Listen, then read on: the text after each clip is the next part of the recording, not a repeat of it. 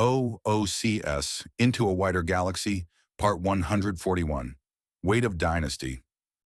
He hadn't been expecting a call, but there's a reason people carry around communicators. Caller ID says nothing, so he simple answer and waits for a few. Perhaps I'll just makes extra certain the door's locked, and tell them it only opens up if bad guys are on the ship or someone snotty needs a show. He muses to himself as he moves through the corridors of his yacht. 22 rambunctious street children with no manners, less filters, and excited. Absolutely guaranteed to not be under the thumb of his potential enemies, which was all he needed. Manner can be taught, skills can be refined, and talents can be grown. But loyalty, true loyalty, that's worth all the aggravation of training half-feral children into royal bodyguards and spy masters. He reaches the entrance of the collection of rooms where they're staying and sharing. He rings the doorbell and hears some chaos on the other side, including the sound of something getting smashed that makes him raise an eyebrow. He didn't think there was anything really breakable in there.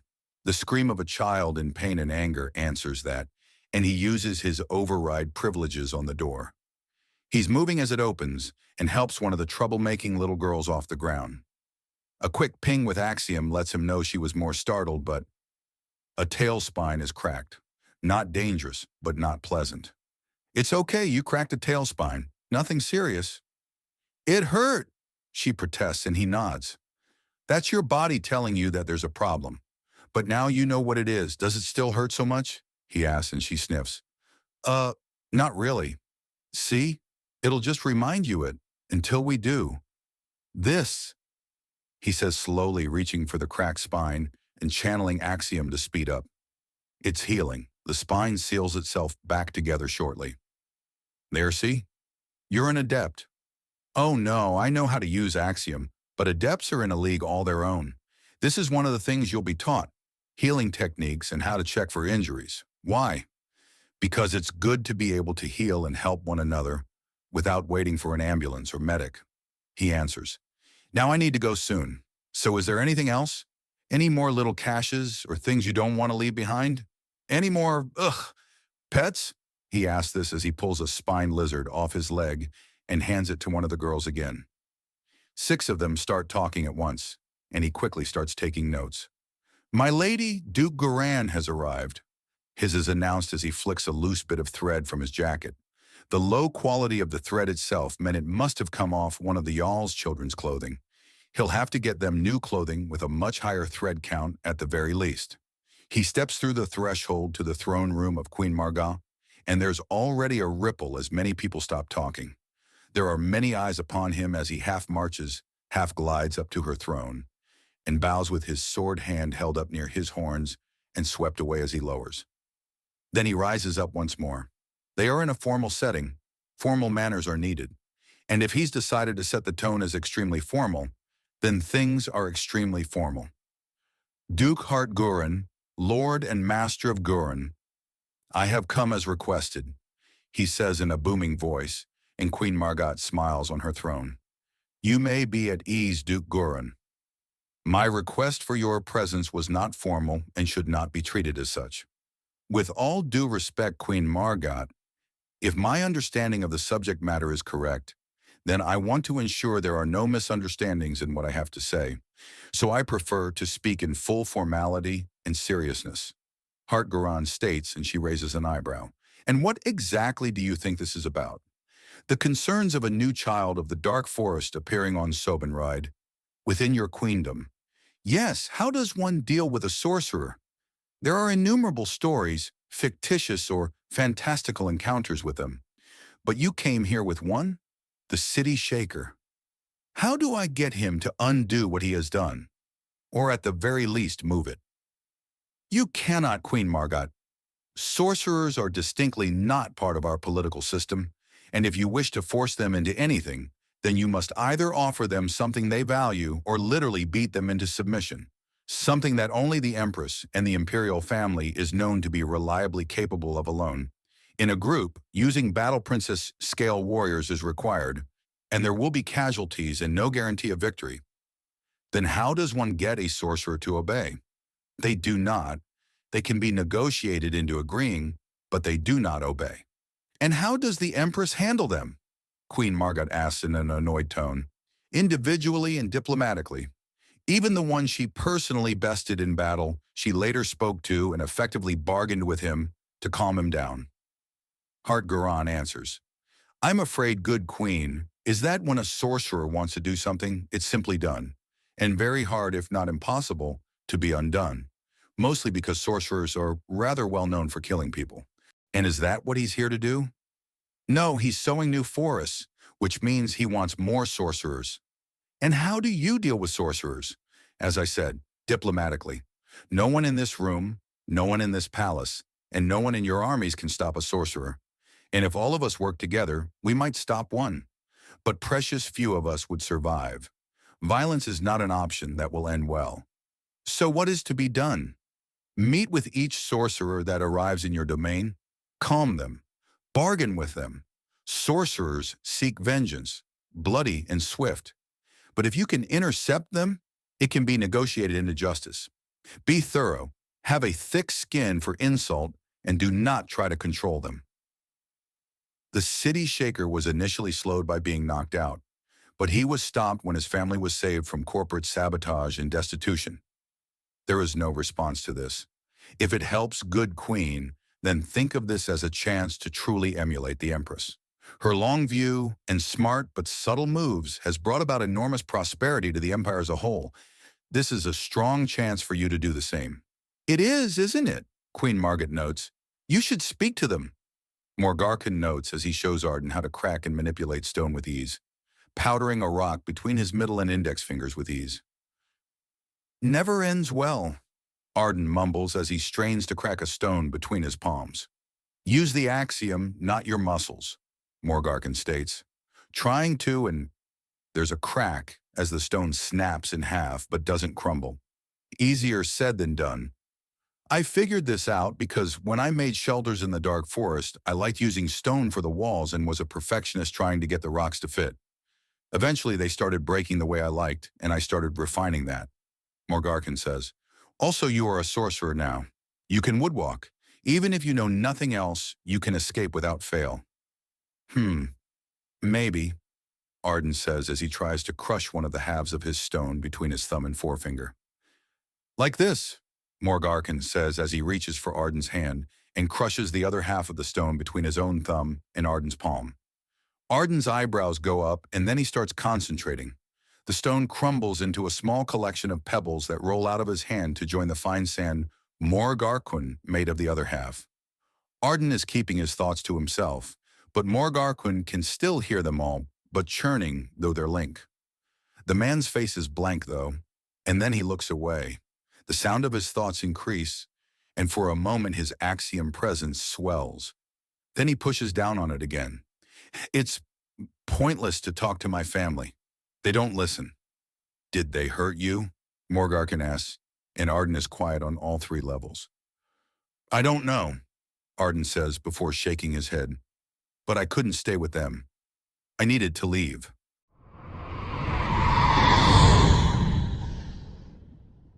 OOCS Into a Wider Galaxy, Part 142, Weight of Dynasty.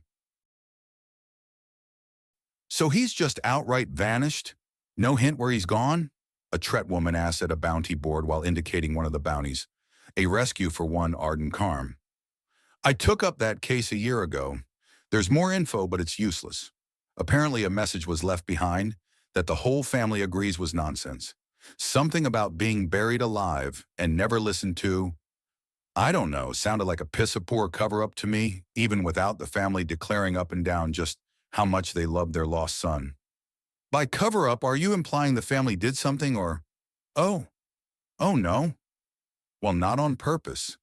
If their boy was stolen from them because they were too careless, then that makes sense. It's pretty rare in properly policed areas, but some man-snatcher might be well-practiced from her time in wild space colonies and worked her way up to being able to pull that shit off even here in prosperous space. I thought we were legally in distant space. We're on the edge. I think it's been legally expanded due to standard ship drives getting a little faster recently. Well, that'll bring some potential tourists to Sobenride at least. the Tret woman says, and the Apuk bounty hunter abruptly snorts half her drink and nearly chokes in her laughter. Sobenride? Tourists? What are they going to see? A bunch of lazy-ass noblewomen? Some dry and dusty dunes? Big craggy rocks with a few lizards on them? The planet's money comes mostly from the fact that it's the entryway to nearly a full quarter of all Apuk colonies and more than 4/5 of all the colonies not in prosperous or distant space. If it's in frontier space or that one crazy joint in wild space, then it's probably coming through here. Okay, I seriously need to pay more attention to star charts. There's an Apuk world in wild space? Ch.141-145 founder thought she was clever in naming it. Big ball of water. Apparently it's got that kind of fancy coral and sea life that swimmers like to muck around with. I can barely even imagine a world that has less than 5% landmass. Apuk got no business on worlds like those. Don't Apuk have massive monsters swimming in their oceans?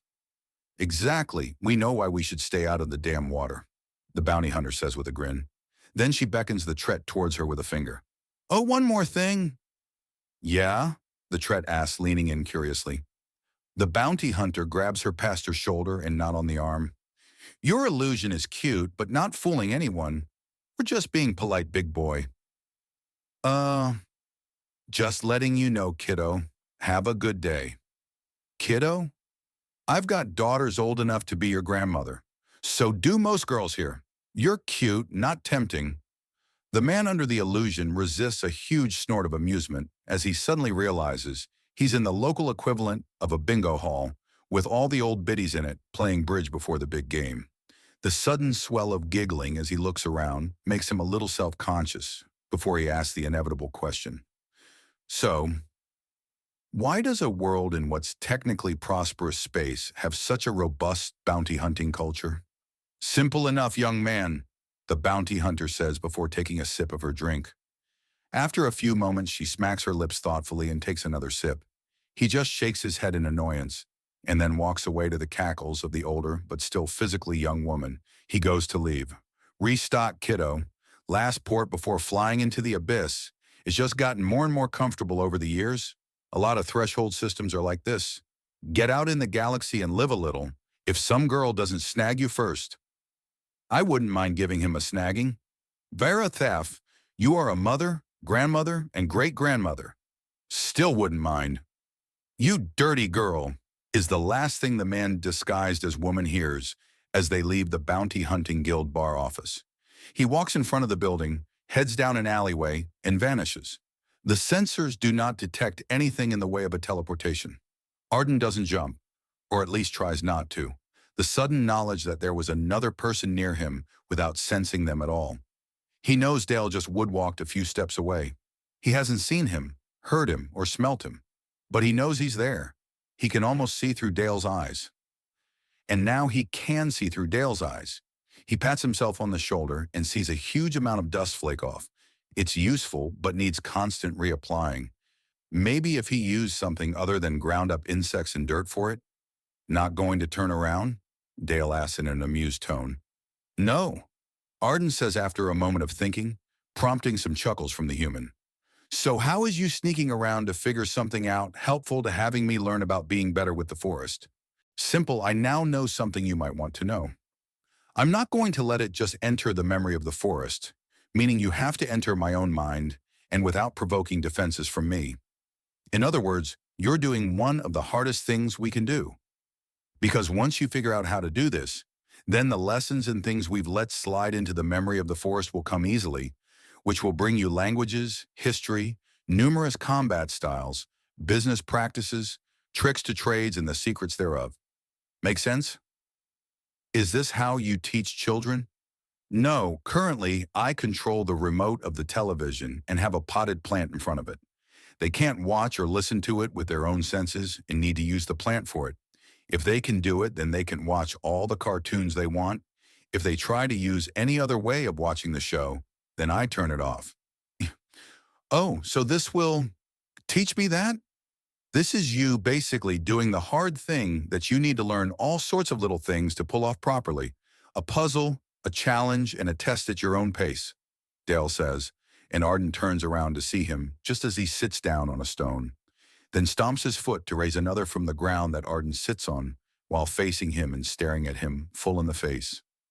The gaze is unrelenting and emotionless, as Arden doesn't so much probe as attempt to outright stab into Dale's mind and memories with a blunt pole, pressing and pressing and pressing without letting up as he seeks the knowledge. Then Arden flinches as Dale's patience runs out, and he forces him out of his mind. That's far, far too hard. You're trying to get information from me, not break a door down. You're going through memories, not a bank vault. Sorry, Arden mutters. It's all right. I'm not hurt, and it's good to get your mistakes out of the way. How useful is this otherwise? We don't use it much, mostly because there is still a use for interrogation, and this can be argued as worse, but you can make another person a temporary extension of the dark forest, force its grip on them, and try to rip things out of their head. It's universally regarded as a step or 20 too far by pretty much all sorcerers. Even the bone chewer prefers to leave minds intact. But it can and has been done in the past, and if done badly can lobotomize the victim, and if it doesn't lobotomize them, it traumatizes them for life.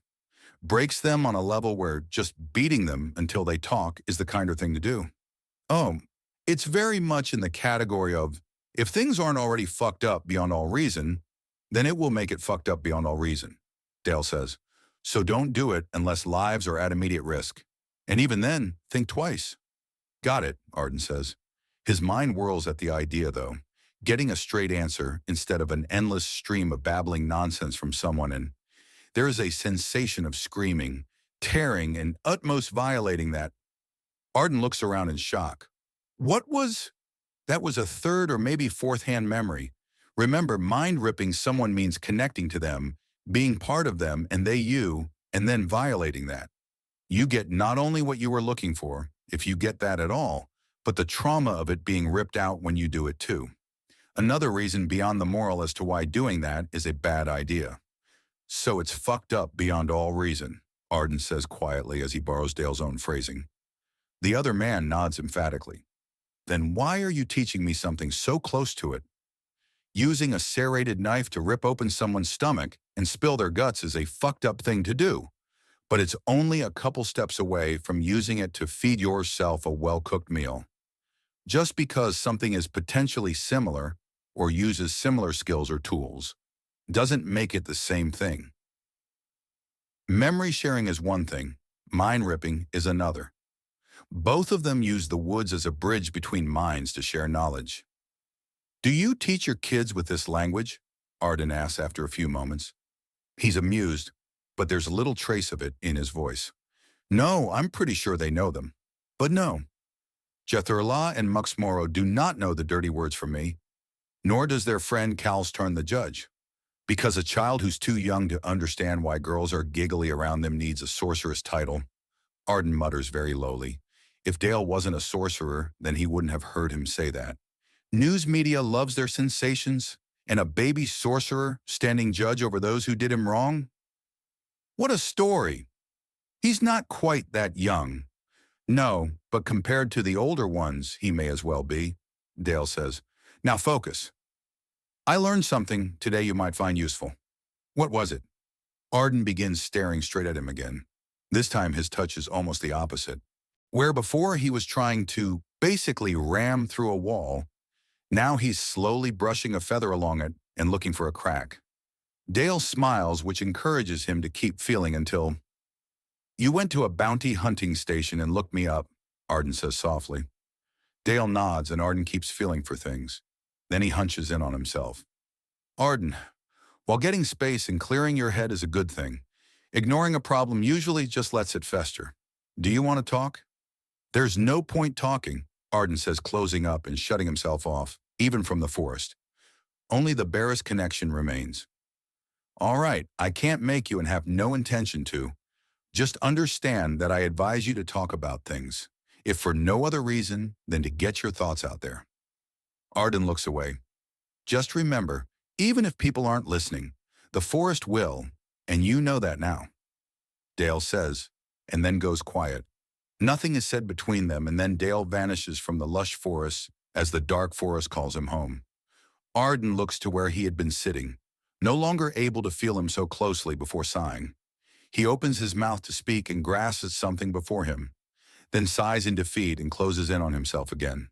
He senses the approach of someone and turns to see Morgarquin there, holding an unopened package of a meat flour. Arden gives him a slight smile and takes the snack.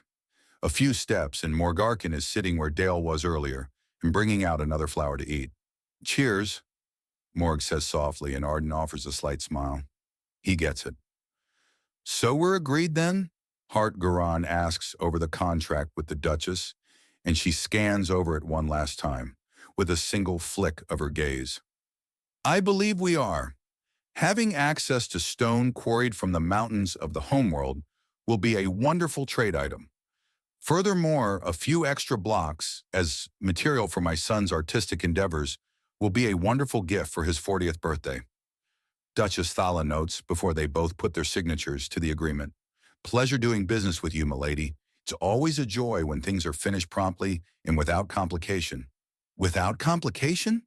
"We debated for nearly 2 hours on all the salient points." "Yes, you've left me with an hour's free time and a busy day." "Thank you," Hart Garan notes with a smile. Things were going oddly well. Something prickled at the back of his neck.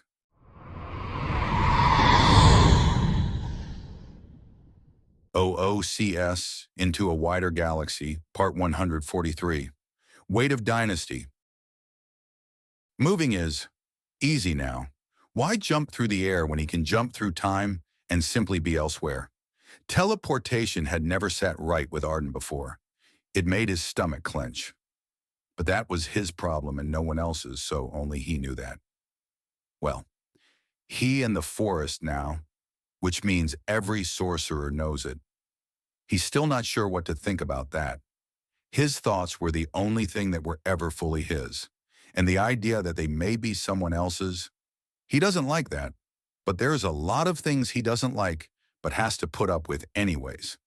At least it's not loud, it's not intrusive, and it assumes nothing, using his own wants to guide how it helps. It's too much an ask for others, but it is a nice sensation. The meat flour that Morgarquin gave him is only half finished. Arden hasn't eaten much since leaving his home. He hadn't thought himself fat, but now he was thin, and now he didn't have much of an appetite anymore. It's been months since he's had a full and proper meal, just little bits of snacking from whatever wildlife he could find.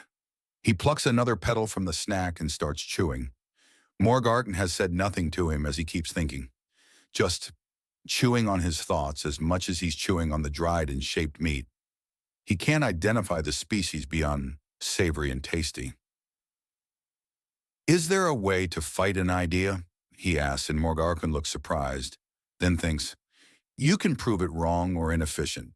However, doing that, or finding any other way to fight an idea, depends on the idea in question." "Oh," Arden says, and then nothing else. Morgarquin shrugs to himself and finishes his own snack. "I'll be nearby if you want to talk. I'm going to see what interesting quirks this forest might have compared to its parent or brother." Quirks? The dark forest devours fire so readily that firing plasma weapons or lasers at it just makes it stronger at this point. The bright forest is much better at animal infestation with its fungal spores. It's brought at least 10% of all sea life on its world into itself, but is not as good against fire and heat. "I want to see where the lush forest stands out. Can I watch?" "Sure, you don't even have to move. I'm just getting enough distance to keep you out of possible splash range." "Splash range?" Arden asked before looking around. Stones, earth, and craggy bedrock. Yes, there was a god covering of mosses, grasses, and lichen with the occasional shrub or tree breaking through. But the idea that anything here could splash in any definition was odd. "The things here don't splash. If you hit something hard enough, then it splashes, whether it's technically a solid or not," Morgarquin says. Arden raises his eyebrows as he gets a momentary flicker of memory. An entire building and the hypercrete it was standing on, shifting, jumping, and shattering as a furious apuk slammed into it. "Like that?" Arden asks, and Morgarquin nods. fully aware that Arden just saw that bit of memory. How many died? One on purpose, about 100 in collateral. Lives ruined? Probably thousands. I know the damage I caused cost the company involved multiple billions. Buildings like that aren't cheap, and there are old regulations on Serbo that boil down to piss off a sorcerer and you're on your own, Morgarkin says before huffing. But yeah, anyways, that's the reason why we all calm down. After the first rampage, and usually first beating too, it's not that we were tamed or anything. It's that after we've finally gotten even and everything is calm, we take a good long look at all the damage we made and get to ask that wonderful question. What question? Was it worth it? Morgarkun asks, and Arden starts thinking. Is it? Has it been? Is it worth it to sleep on the ground under a cloak? To eat hand-caught lizards blackened with his personal fire? To cover himself up in mashed-up beetle shells to disguise his presence from scanners and the sheer aggravation of filing down his horns? He hardens his convictions and tells himself the answer is yes. The answer has to be yes. And so it is. You all right? Morgarkun asks, and he nods. All right, then. Excuse me, as I do all sorts of funny axiom things nearby. Arden nods again, remembering the distance is what he thinks is his splash range for dirt, stone, and earth. Morgarkun doesn't woodwalk or normal walk. He just jumps to a couple to dozen meters distance and holds out his hand. Then he starts dancing. The plant life, the insects and the stone itself moving with him as he spins and sweeps his arms around. His dance incorporates many stomps that shift from slamming boulders out of the ground to causing entire beds of flowers to grow and bloom in an instant. The chirps of desert frogs and the high-pitched squeals of the spine lizards join. Ordinarily, they only make that noise when Arden catches one, a big cry that gets all the other nearby lizards to scatter and hide. Hawks start diving in as carrion birds from further off begin slowly circling above. The piercing shriek of the hawks and warbling cries of the vultures make things. A massive cloud of dust kicks up out of nowhere and sweeps the area, but outright parts as it approaches Arden. He stands up in shock as he senses it. It's not dust, it's seeds. He hadn't known where the grickle grass came from, but it was something that just showed up everywhere there was water. He reaches out and it gathers in his hand before the cloud ends. That was unexpected. Normally you need fungal spores to get something that small, Morgarkun states as Arden brings the seeds close and smells it. Smells like dust. Looks like dust, but he can feel the life inside it, just waiting to be unleashed. It dances in his palm, turning and churning and bubbling at his will. Then he smiles as he gets an idea. He fetches his cloak and veil. At his direction, the grass seeds mix with the dust and ground insect shells to permeate the whole of it. Then they start to grow, and he weaves the blades together. The veil grows thicker and defensive, the cloak stronger than before. He slips them both on and feels both garments continue to live, squeezing a tiny amount of dampness out of the air itself and cooling him wonderfully.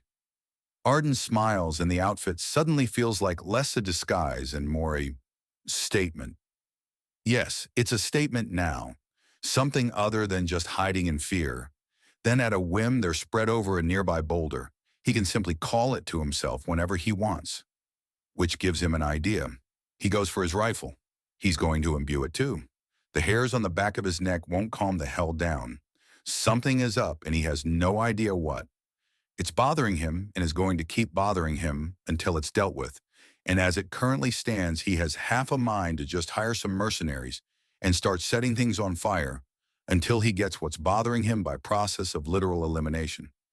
The problem is that either no one else is sensing what he's sensing, or they're experts at hiding it, and he's not sure which one he likes least.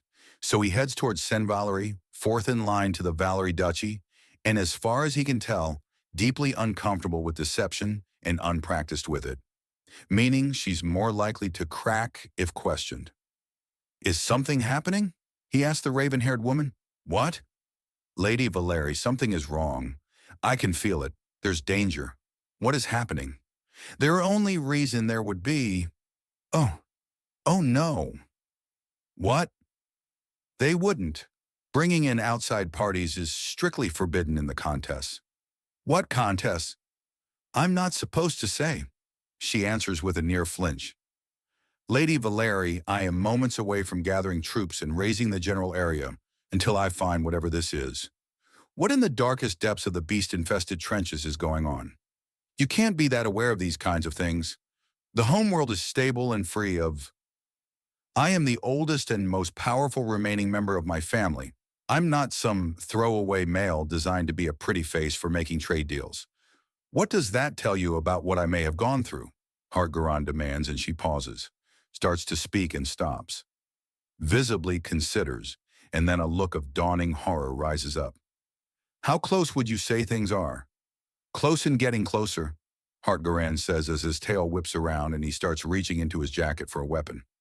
Almost here! Sen-Valari grabs his arm and pulls him behind a pillar. A second passes, followed by another 2. There is the beginning of some tittering in the hall before a loud bang erupts and things turn to screams of shock. He finishes drawing his weapon. For distance he has his fire, but if something comes close he has a thinner, more agile blade he can swing faster than the eye can track. Stay in cover, you're... Sen-Valari begins to say, but he's past hearing her. When he had been younger, he had dreamed long and often of what would have changed if the cowardly pirates who slaughtered his family had instead fought them face to face, or if he had tracked them down personally instead of sending bounty hunters after them.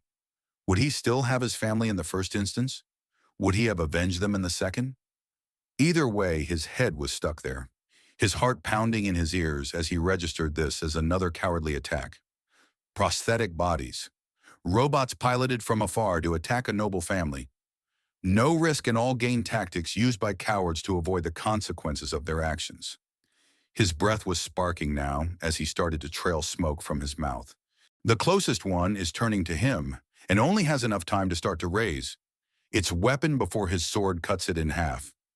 He then uses the momentum to position it to slam the reinforced basket hilt of his weapon into the head of the robot like a war mace. There is a stillness as his blow snaps the head off the robot and the body crumples to the floor, or rather partway to the floor as he grabs it and holds it up as he gives the remaining attackers a wild-eyed look. Stinking cowardly wretches! He hurls the body at the largest robot and races to the nearest, while spitting a series of fireballs at several others. Whoa! Whoa! Whoa! Calm down! Calm right down! Duchess Valeri shouts as he embeds his sword down to the hilt in the chest of another robot. We're under attack. Fight! Hart-Garan commands as he keeps running with his blade embedded into the robot. That's when one of the Valeri tackles him from the side. Stop interfering. This is normal, she implores, and he tries to turn his head. But all he succeeds in doing is clattering his horns against hers. What? We test each other every now and then to test security with robots. No warning to make sure things are up to standard. It's a contest. It's a friendly game. Calm down. Friendly? They've blown down the door and charged with weapons drawn, without even the decency to fight face to face, he replies as he pushes himself up despite the Valeri scion holding onto him. She hooks a leg behind him to bring him down again, but he refuses to buckle and shakes her off before holding out his sword to point at the obvious leader, disabled robot still hanging limply from it. I will find you, coward, and put you on a spike. Holy goddess, he's really that vicious, the lead of the robotic assault squad says in an awestruck tone. Hart-Garan, reigning duke and patriarch of House Garan, calm yourself and sheathe your blade. Things are not as you assume, Duchess Valeri says with her hands up. He looks to her, back to the attacking robots, then forces the disabled droid off his blade and tucks it away. He's in their home after all. If they say that things aren't as they seem, then he'll have to wait until they're clearly lying, insane or wrong to do otherwise, without causing scandal. Sword away, he gestures towards the decorated leader that he's still in charging distance of. So what's all this then, Duchess Valeri? This is the martial season. The months following the Shell Cracker and Broken Shell tournaments on Serbo are tournament season here on Soben Raid as well. There are the tournaments from the nobility to the people in the form of the contests. But we have tournaments of our own as well between each other. Each noble family is open to minor attacks from the others. The rule is no fatalities at all. Not in serving staff, and certainly not in guests or fellow nobles.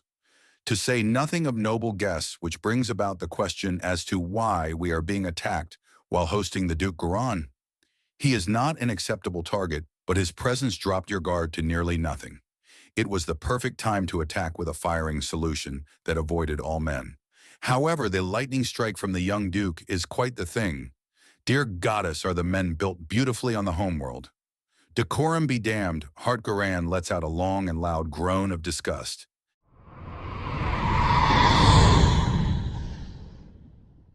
OOCS Into a Wider Galaxy, Part 144. Weight of Dynasty. The rifle fires again in his grip and he fails to get the timing. In the distance, a boulder shatters as his aim is still on point. Then the roots of surrounding plants force the pieces back into shape and the stone melts back together. The target is reformed and Arden is considering things. The rifle hasn't taken well to grass, but moss has grown over it well, blending and blurring the rifle with the rest of his outfit. He's not only hidden from being seen as himself, but just hidden in general with his cloak and veil on, to say nothing of the protection the lush forest offers, which is not as intense as the fire resistance of the dark forest, but can adapt quickly. But with how small the seeds are and how easily they spread on the wind, it can cover an area in an instant. And he can go to any of those seeds and maybe he can do something else with it. But he can't figure out this next step. There's a whisper of something, a whisper of a whisper. Not the lush forest speaking to him, but another far away, which is weird. Everything about this is weird, but a good weird. A weird he's not used to. Although one of the first things he learned after leaving home is that a lot of things he thought were normal or easy just weren't. Getting food, good food, is hard, not easy. And most of it tastes weird if he doesn't cook it thoroughly. Usually around the guts. He doesn't like them uncooked. At all. There is a very distant niggle. Something wants his attention. But it's so far away, he can't really tell what it is. If the other forests are whispers of whispers, this is the echo of that. Is it a person at another forest? He considers it a bit and then treats it like he does a lot of his more important decisions. He just does it after spending too much time going back and forth. He mentally grabs at the sensation and pulls. It pulls back and he braces himself by reflex. His arm reaches out and he makes a physical grabbing motion. The woodwalking twists in an incredible way, and he suddenly is holding on to someone's forearm and has his own grabbed as he pulls someone to him from another world entirely. Behind his veil, his eyes are wide and shocked. An Apuk man, formally dressed and well-groomed. Well done. I was wondering myself if it would work. And it did, the Apuk says before giving his arm a friendly shake. I am Bryn Char, owner and founder of Char Deliveries, 14th most used courier service on Serbo. Odd thing to say. I'm up from 17th and very happy with it. Oh, I'm Arden. I guess I'm a sharpshooter. Is this the bone chewer? How? He looks so normal. Pretty dry world, isn't it? Bryn Char says after a moment, and Arden just stares at him, unsure of what to say or what he wants. Which would make sense as its name translates to bone dry directly and, okay, this clearly isn't working. I'm trying to be friendly. Arden nods. Usually people have something to say after that. What is there to say? Restating obvious things is just more noise, isn't it? Arden asks, and Bryn Char raises an eyebrow before narrowing his eyes. You're staring right in my eyes, aren't you? He asks, and Arden nods. Not because you want to, but because you're supposed to. Yes, I see, Bryn Char says before walking around him. My daughters Laethachar and Varlishachar. They're like you. Some things bother them more. They like other things more and struggle with people. They need sanctuaries they can retreat to when things get too much for them. When I was told that the first sorcerer of the lush forest was a very quiet man, I wanted to see if it was simple preference or something more. What does it mean? It means you should see a psychologist and see if you can get a legal diagnosis. There are many names for this, but there are ways to deal with it. Like what? Cutting it out? Number. You learn to live with it, Bryn Char says before making sure to catch Arden's gaze. But the fault is not yours. Could you have done things better? Yes, but that's true of all people and all things, Bryn Char says before stepping away and looking around. I've never been to Sobin Ride before. Does it have anything to recommend to it? It's just home, Arden says, and Brinchar gives him a look, and he shrugs. Where have you been? What? Where on Soben Rid have you been? My hometown, out here in the Barrens in the city of Largosh. Arden answers. Why Largosh? It's the furthest place I could buy a bus ticket to. Arden admits and Brinchar nods. Well, you're a sorcerer now, which means you have 3 whole worlds for you. It can take a few minutes to try attuning to the others, or if someone's willing to help you, I can escape anywhere, Arden realizes. Yes, Brinchar tells him, and Arden starts feeling around to see if he can go elsewhere. He knows there's another forest beyond Serbo that is not on Soben Ride, one that has been strangely suppressed for some reason, and it reaches back. He can go there. He can just jump from planet to planet now. He's free. Isn't he? Wait, we've passed him like 6 times now. Karm realizes, and the Apuk man chuckles and stands up. Not very observant, are you? The man asks as he stands and brushes himself off. He's in comfortable clothing, but one's made for a colder climate. That was the 22nd time you've passed me. Who are you? What's going on? Oh, do you think we're beautiful and looking to add us to your family? Because I can bring it, little boy. I can bring it in big ways that will leave you begging to make me the first wife in your hometown? No, the man says as he tilts his head to the side as if thinking. Arden sucks in a breath as he feels a question from Morg Arkin. He's doing what? He gives his answer and vanishes in a woodwalk. What? Well, what's going on then? If you're not looking to get some more lovin', then what are you after? Information. I'm a bit of an adventurer, and it's rare to hear about fellow men who have been misplaced by their families. It took me a lot of prep time and effort to wiggle out from under my mothers and around my sisters, and I did it to help both them and myself. Men don't just vanish. So what's going on? What happened before Karm vanished?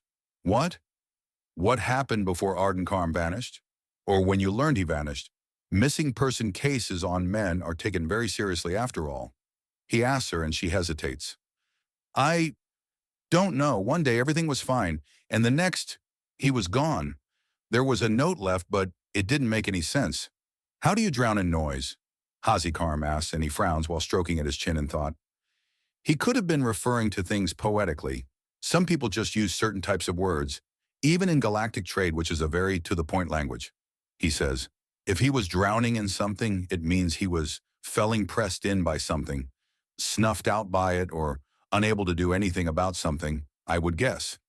His eyes then shift to the side, but she turns to look and sees nothing but the city street. Sure, there are some people in traffic, but it's not a busy time of day. What are you looking at? I was thinking. My eyes wander, usually to the right when I think. You look to the left, she protests. Which was my right, he replies. Hazi, stop being a ditz. Directions are subjective, her older sister says.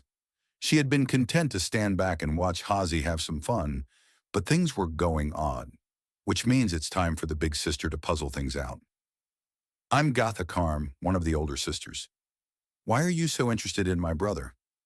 You have a bounty on his safe return, which means he's still missing, which is weird. So I want to figure out more. Our brother is a sweet-tempered, shy, and quiet young man with a passion for classical music, the color turquoise, and enjoys baking. One day out of nowhere, he vanished with a weird note left behind that could only have been written by a total stranger. We have looked long and hard, and Karm begins to explain before everyone turns to regard a drone with a camera pointed right at all of them. Is that yours? No, the man says. Not mine, Karm says. I know that, Hazi. I wasn't asking you, Karm says, before moving fast and plucking it out of the air. The small little thing tries to jerk out of her grip as she examines it.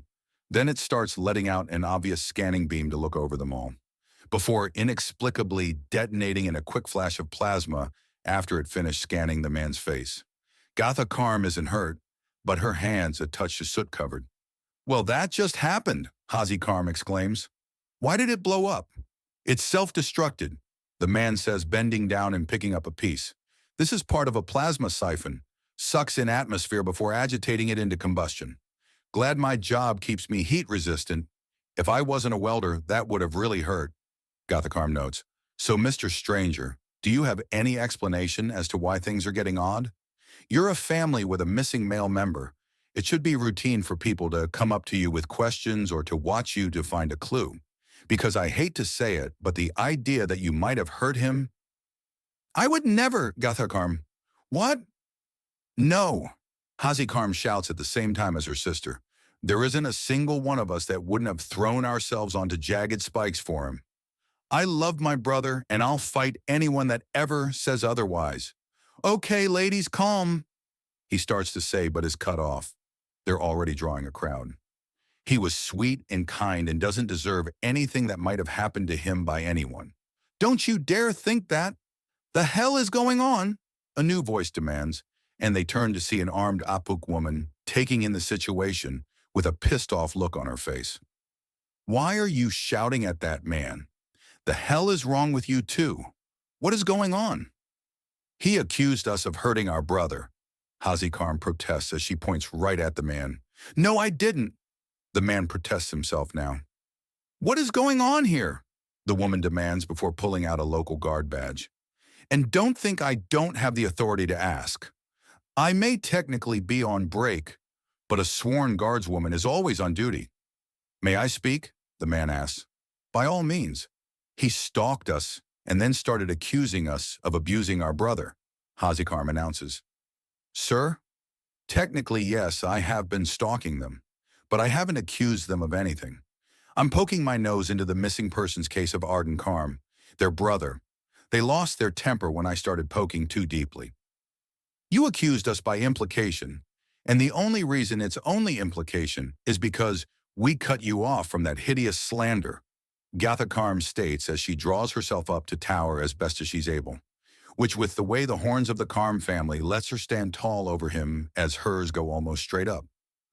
Sir, can I have your name for the record before this continues? I know Gatha and Karm here, but who are you? The officer asks him. Morgarkan, he says, and the officer pulls out a communicator. A moment, please. I'm looking up any potential priors. The city shaker? Yes. Sorcerer of the Dark Forest from Serbo? With a do not provoke warning? Yes, and probably. I haven't seen my own file. Morgarkan says, as he notes with some amusement that Gatha and Hasi have gone from very loud to very quiet. The official rules for engagement with any sorcerer is de-escalate the situation, call reinforcements, and evacuate the area. Those are some very reasonable and sensible rules. They're standard for everyone and anyone who is a sorcerer. And speaking of, why is a sorcerer investigating a missing person's case? Assuming that this is exactly that, you asking questions after watching them, accidentally upsetting these two who started shouting, and now I'm here. Because, hold on, I need to ask something to someone not here in no uncertain and unmistakable terms, okay? It'll take a moment. Wait, asking someone. So is Arden Karm on Serbo, in the Dark Forest? No, Morgarkan answers before holding up a finger for silence and then nodding. But I do have his permission to tell you that he did in fact leave that note, and he's not missing, just not with his family. Where is he? Karm asks as Gatha gawks at him, having put things together faster than her sister. Has anything been stopping him from coming home? Karm asks, and Hazi looks at her, then her eyes widen. No. Morgarkan says, and Gatha outright staggers as tears begin to well in Hazi's eyes. Why? What? Why hasn't he come home? He said why in the note he left, and it was from him. But it didn't make any sense, which is why he had to leave, Morgarkan states solemnly. But we did our best as sisters and family. Sometimes your best doesn't work. But we love him. Sometimes love's not enough.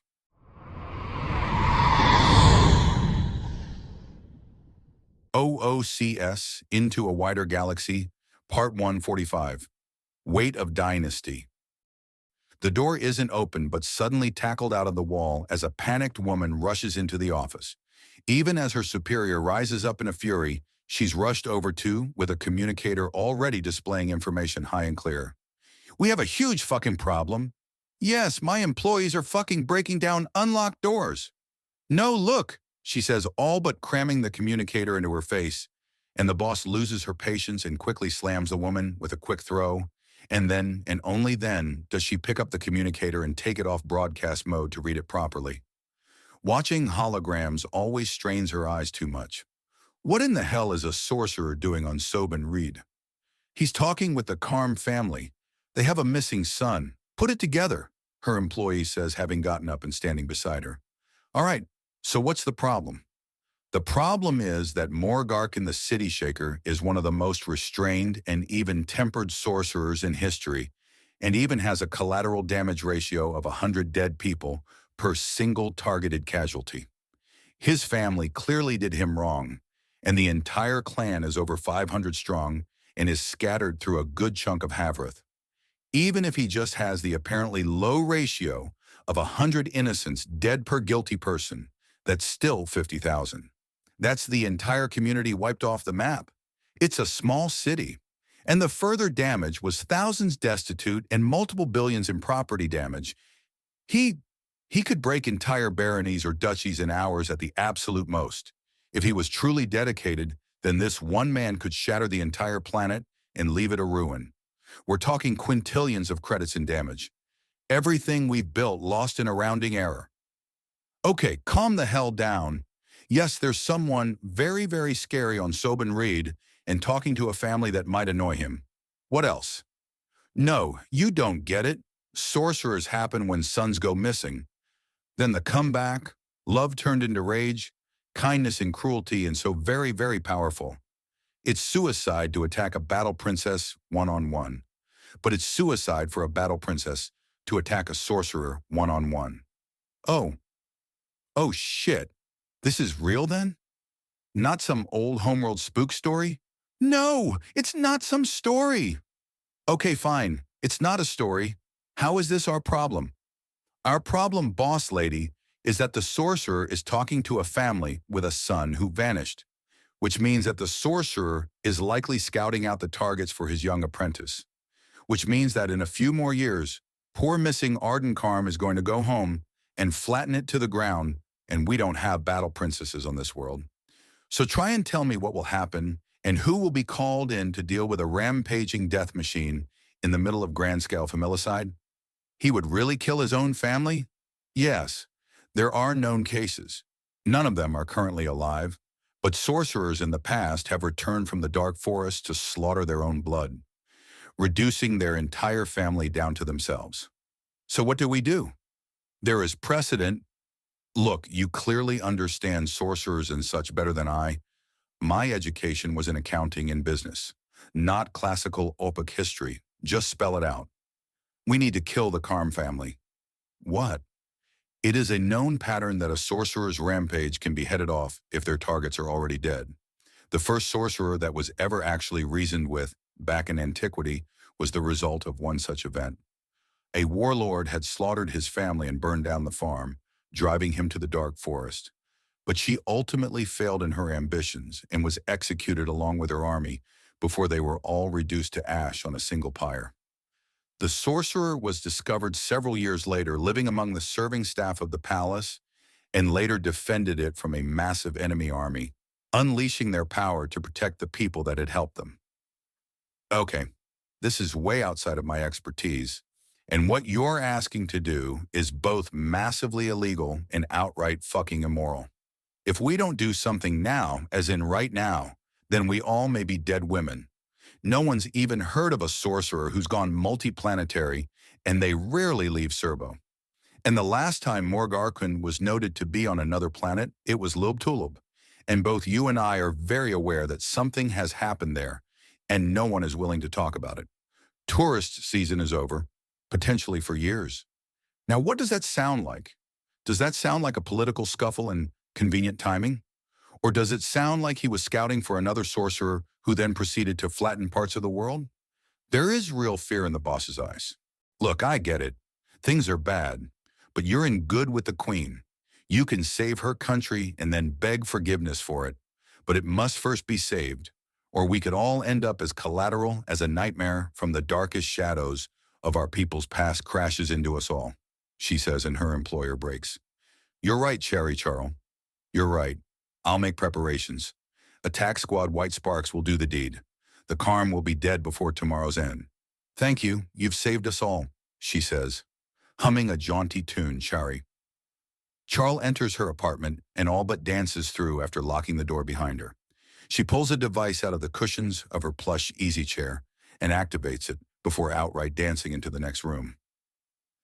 And job finished, she exclaims, flicking on the light and revealing that the main bed has had several stasis projectors placed on it and are holding another Cherry Charles asleep. Aren't you just the most trusted little thing for the Fireblades? Your mercenary sisters are going to do wonderfully, but that's only a quarter compared to what Queen Margot is going to do to you after this mess is sorted out. Or rather, what she's going to do to Queen Fati when that little crest under your bed is discovered, the imposter says before sighing. But you know the real shame in all this? Is that I don't get to brag or talk about this to anyone. My employers want plausible deniability. I can't even name them, and they can't name me. You're a damn stasis girl, and everyone else has to stay ignorant for this to work. It's such a shame, but I do such damn fine work. I am artist in my craft. Of course, I'm also going to be off-planet when this all happens. I don't want to be anywhere near to the potential blast radius. That's what you're for, after all. My little lightning rod. And speaking of being off-planet, time for a new face and a fast ship. Or rather, an old face and my ship. An hour later, the impudent Wink was given permission to take off and quickly broke orbit from Soben Red.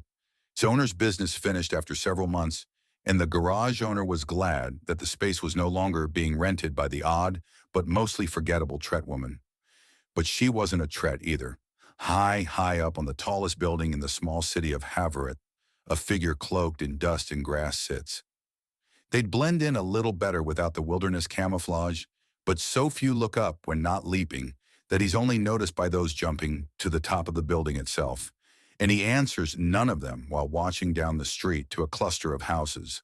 A cul-de-sac completely dominated by a single extended family, his family, seeing them from Morgarkun's point of view. Hearing them protest and that they loved him had kicked off his old feelings of homesickness he had thought he had buried. He had spent hours perfecting several more techniques to try and push down on the sensation of sheer loneliness and the want to go home, for things to be normal again. But things being normal had been the problem. So here he was, cloak around his shoulders, veil over his head and face, and just wondering what to do. What could he do? What should he do? Most of us would just go down and start kicking tail until things are sorted, an unfamiliar voice says, sitting down next to him. Eric's Hugh the Burnstone. Arden, not sure if I want the other name and no title, Arden says. That sounded practiced. It was, Arden admits. Want my advice? Number I want to think. Fair enough, but if you need help with getting a stronger and more versatile flame, then I'm your man. I'm the best with it as far as we go. We? Us sorcerers. I'll wait till I have something to teach in return, Arden says. Oh, very interesting. I look forward to it, Eric's Hugh says before falling into a companionable silence. Arden decides he likes the man. Very unobtrusive. After a bit, he notices something off, and Eric's Hugh notices him staring. The woman on that roof. Or she's not family, is she? No, Eric's Hugh says before calling first his rifle, then rethinking and sending it back. He calls out instead a spare part he's already covered in grickle grass. He puts the scope up to the eye holes in the grasses over his veil and looks down at a strange woman, standing stiffly at the chimney of a house and watching the comings and goings of the Karm. I count 7 of them, Eric's Hugh says even as another presence wood walks in. They're touching Arden for only a moment before shuffling to the side to give him some respectful distance. They're like 2, whoever they are. Whoever that is, she's military, armed and armored, Dale says, identifying himself as the new presence. Can I borrow, though? Eric's Hugh says, and Arden looks down in time to see Dale passing Eric's Hugh a pair of high-powered binoculars just under Arden's arms. Oh yeah, see the way her clothing is bulked up in some spots? That's armor plating. Hey, there's some suspicious vans all over the place. Could be low-profile troop transports, Dale says as he openly scans the streets. He sees Arden glance at him and points out 5 in rapid succession. They have the area surrounded, Eric's youth says. Someone's about to hit them. And as if the universe itself was simply waiting for the most dramatic moment, all the soldiers start moving at once, grabbing and rounding up Karm family members and holding them at sword and gun point as both Dale and Eric's youth swear. Both start to move, then pause and look towards Arden. Arden pauses, considers. Then his fists clench and the scope strains in his grip. He sets his jaw as his eyes harden beneath the veil. If they have issue with my family, then they can wait until I've sorted mine. Oh, despite everything, I still love them. They're still mine. And I'm still, it doesn't matter if I use the name or not. I'm Arden Karm. He's aware of Eric's youth giving Dale an odd look, but can't tell what it is. But Dale smiles at that. What do you need? This is your family. This is your problem. Take the lead, Dale says, and Arden Karm gives him an odd look, but then nods as his resolve hardens. He won't ever come to terms with his family if someone just kills them. I need seeds, grickle grass seeds, as much as you can get me. Then prepare for an ocean's worth, Eric's youth says, rising up. Make it 2, Dale says as he stands. Each, Eric's youth says with a competitive grin on his face. Then both men are gone. Immediately, Arden Karm begins calling as many seeds to himself as possible as he rises up and trades out his scope for his rifle. He calls his spare magazines to himself and clips each one onto his belt, one after another. There are enough rounds on him now to account for entire armies. And with the torrent of tiny seeds falling off his person to catch in the wind, they start soaring towards the Karm family homes. He is ready. Whatever these people are planning on, he is ready. He is ready and he is strong, as the seeds flowing from him sweep into the area as a midday dust storm. He looks down his scope. His physical eyes see their silhouettes. Through the seeds, he sees everything. He is the one in control. One of the warriors shouts about standing down as she puts a rail pistol to his mother's head. His finger caresses the trigger of his coil gun, and the dust storm parts to allow his bullet to pass through without issue and shatter the weapon. The storm reforms. He fires again, the storm parts, and a sword held to his sister shatters like glass, and the shards vanish before she can be cut by the shrapnel. Her assailant, however, takes what's left with a scream.